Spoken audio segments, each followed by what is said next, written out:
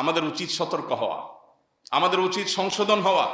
আল্লাহ রাব্বুল আলামিন বলেছেন, ওয়ালা তালবিসুল হাক্কা বিল বাতিল, সত্যকে তোমরা মিথ্যার সাথে, বাতিলের সাথে সত্যকে তোমরা হককে মিশায় ফেলো না। সত্য সত্য, মিথ্যা মিথ্যা, পরিষ্কার। তোমরা সামান্য স্বার্থের জন্য, সামান্য সুবিধার জন্য, কৌশলের নামে, নানা নামে তোমরা সত্যকে মিথ্যার সাথে মিশিয়ে ফেলবে না। জেনে বুঝে এই কাজটা করতে আল্লাহ তাআলা নিষেধ করেছে। আমরা দেখি অনেক সময় রাজনৈতিক দলগুলো, রাজনৈতিক দলের নেতারা, কর্মীরা, অনেক সময় সমর্থকরাও দেখা যায় ভোটের রাজনীতির সুবিধা আদায়ের জন্য অমুসলিমদের সাথে এমনভাবে কথা বলেন বা অমুসলিমদের সম্পর্কে এমন মন্তব্য করেন যেটা তার ইসলামের গণ্ডিকে ক্রস করে যায়। আছে না নাই?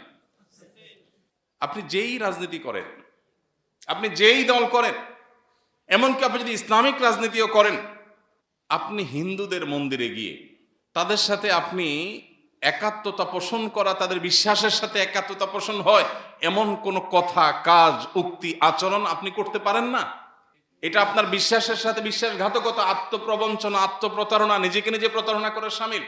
আপনি বিশ্বাস করছেন লা ইলাহা ইল্লাল্লাহ, আল্লাহ ছাড়া সত্যিকারের কোনো মাবুদ নাই, এটা আপনার বিশ্বাস।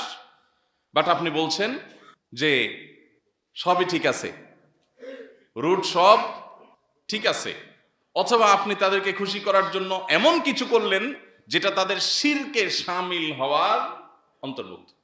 এই যদি হয় আচরণ একটু ভোটের সুবিধার জন্য, তো মনে রাখবেন এই মানুষ জিতে কখনো দেশের মানুষের সাথে তার কৃত ওয়াদা পূরণ করবে না। যে আল্লাহর সাথে দেওয়া ওয়াদা রক্ষা করে না, সে বান্দার সাথে দেওয়া ওয়াদা রক্ষা করবে না।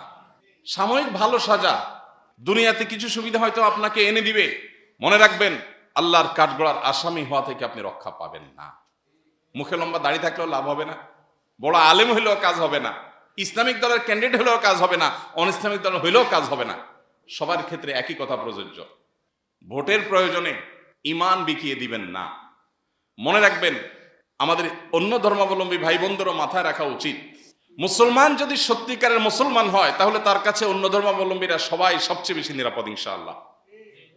আপনি ইসলামের ইতিহাস একটু ঘাঁটেন, মুসলিম শাসকদের মধ্যেও জুলুম ছিল, একেবারে সবাই দুধের দোয়া ছিল এমন না, কিন্তু তুলনামূলক মুসলিম শাসকদের শাসন যখন পৃথিবীতে ছিল, বেশিরভাগ ক্ষেত্রেই দেখা যায় যে তারা অন্যদের মতো পৃথিবীকে নিষ্পেষণ আর জুলুম উপহার দেন নাই। তারা চেষ্টা করেছেন, তাদের ত্রুটি বিচ্যুতি এগুলোকে স্বীকার করে নিয়েও বলতে হবে যে তারা চেষ্টা করেছেন পৃথিবীকে ইনসাফ উপহার দেওয়ার।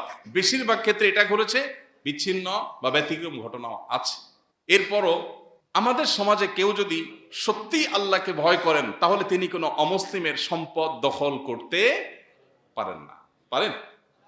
অন্য ধর্মাবলম্বী হলে তার সাথে আমার মতের ভিন্নতা আছে, আমি মনে করি সে ভ্রান্ত ভুল পথে আছে, আমি মনে করি সে শিরকে লিপ্ত আছে, আমি মনে করি সে আল্লাহর নাফরমানি করছে, তাই বলে তার সম্পদের একটা সুতো এটা দখল করার কোনো অধিকার ইসলাম আমাকে দেয় নাই। তার প্রতি কোনো অবিচার করার, তার সাথে কোনো মুসলমানের দ্বন্দ্ব হলে, মুসলমান আমার লোক বলে, নামাজি মানুষ বলে, আমার দিনী ভাই বলে তার পক্ষ অবলম্বন করে কোনো অমুসলিমের অধিকার বিন্দু পরিমাণ নষ্ট করার কোনো রাইট ইসলাম আমাকে দেয় নাই।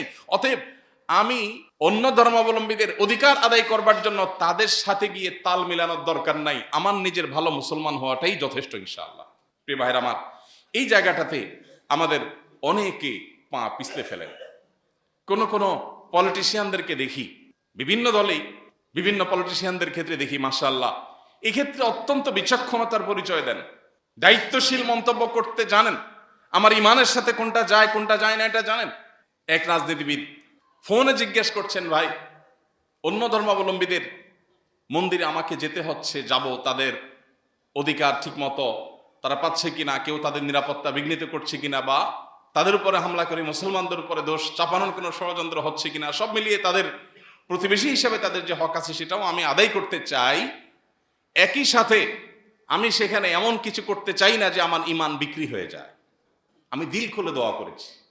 এই যে ঈমান রক্ষার প্রচেষ্টা, এই যে আল্লাহর ভয়ের চেতনা, এটাই তো ঈমান। যে আমার রাজনীতি, আমার ভোটের রাজনীতি, আমার ক্ষমতার রাজনীতি, এর কোনটাই আমার আল্লাহর কাছে জবাবদিহিতার বাইরে নয়। অতএব এখানেও যদি কোনো ভায়োলেশন করি কোরআন বা হাদিসে, আমার ঈমানের সাথে যদি আমি বেঈমানি করি, তাহলে কিয়ামতের ময়দানে আল্লাহর কাঠগড়ার আসামি হয়ে দাঁড়াতে হবেই হবে।